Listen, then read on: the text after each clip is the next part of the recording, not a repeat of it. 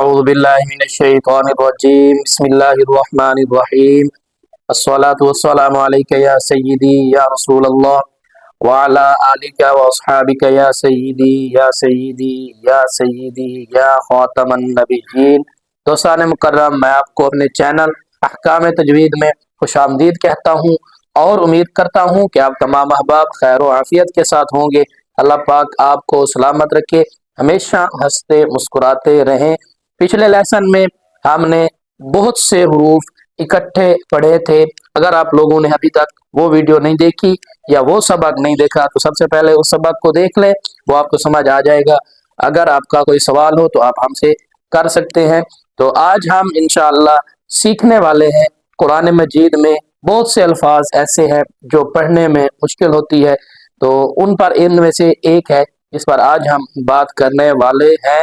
तो अगर आप लोगों ने हमारे चैनल को सब्सक्राइब नहीं किया हुआ तो सब्सक्राइब कर दें, बेल आइकन को प्रेस कर दें ताकि आप तक रेगुलर नोटिफिकेशन अपडेट्स पहुंचती रहे। तो बिना टाइम वेस्ट किए चलते हैं आज के सबक की तरफ। बिस्मिल्लाहिर्रहमानिर्रहीम। तो आज हम जो हर्फ सीखने वाले हैं, बहुत ही इम्पोर्टेंट बात ये है कि हम कुरान मजीद को अच्छे तरीके से नहीं पढ़ते, तो जिसका असर ये होता है कि हम कुरान पाक पर अमल भी नहीं कर सकते।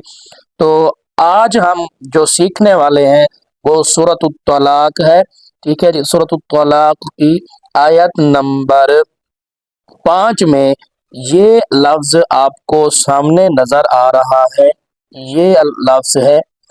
ठीक है, तो इसको आज हम सीखने वाले हैं कि इसको कैसे पढ़ा जाता है। आपने थंबनेल से भी इसको देखा होगा कि ये लफ्ज आज हम सीखने वाले हैं। बात सुने कि ये है वल्लाई यइस्न मिनल महीद मिन निसाइकुम। इसके बाद हम सीखेंगे, ये हमारे पास है अशहूर। ठीक है ना, तो इस हर्फ को भी हमने सीखना है। और उसके बाद हमारे पास लफ्ज़ है ये लम यहिद। ठीक है जी, तो ये 3 अल्फाज हैं हमारे पास जिनको आज हमने सीखना है। पहले नंबर पर वल्लाई, ठीक है, और दूसरे नंबर पर है अशहूर। देखिए अशहूर, इसके नीचे 2 जेर है यानी कि 2 फतहा है और ये है यहिद।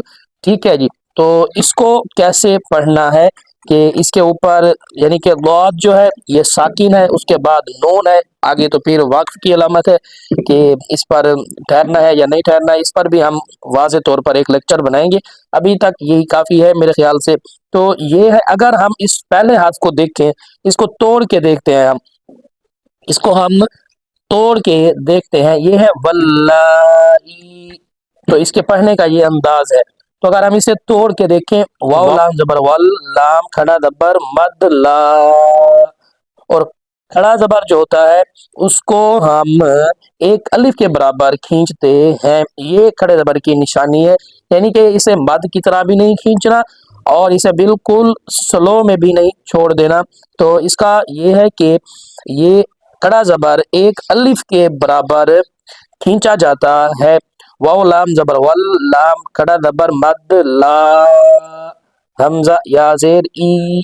तो इसके ऊपर हमजा है और ये नीचे या है, तो या हरूफ मद्दा में से है। ठीक है ना, तो वाव और लाम को हमने एक साथ क्यों मिलाया? आगे तो अलीफ है, आप लोग सोच रहे होंगे ये आगे तो अलीफ है, तो इसे हमने अलहदा क्यों किया भाई? देखिए देखें, वल्ला, वाव लाम जबर वल, लाम खड़ा जबर मद ला, हमने वाव को लाम के साथ इसीलिए मिलाया, इनको इसको जोड़ा क्योंकि लाम के ऊपर अगर, या लाम नहीं किसी हर्फ के ऊपर अगर शद आ जाती है तो पीछे वाला जो लफ्ज होता है उसे हम 2 मरतबा पढ़ते हैं। यानी कि जिस हर्फ पर शद आ जाती है तो वो हर्फ मुशद्दद हो जाता है। जब वो मुशद्दद हो जाता है तो वो 2 मरतबा पढ़ा जाता है। शद वाले हर्फ को 2 मरतबा पढ़ा जाता है, ये निशानी है इसकी। तो देखें, जब हम जोड़ करते हैं तो उससे हमें पता चल जाता है। वाव लाम जबर वल, लाम खड़ा जबर मद ला, देखिए 2 मरतबा पढ़ा जा रहा है।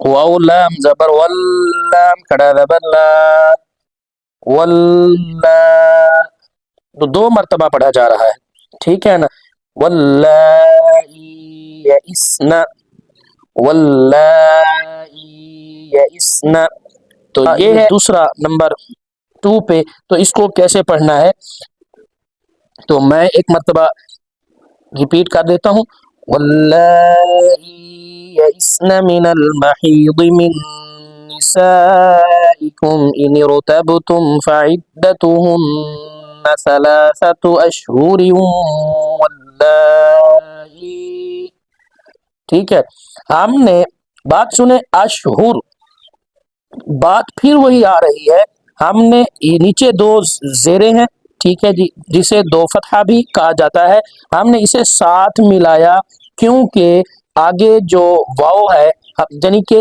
اس پر ادغام ہوگا، اشہرن واللہ اس طریقے سے نہیں پڑھا جاتا، اس پر ادغام ہوتا ہے، یہ یہاں پر ادغام ہو رہا ہے، تو یہ جو ادغام ہے نا، تو ادغام کہتے ہیں ملانے کو، ادغام کہتے ہیں ملانے کو، تو اشہر واللائی،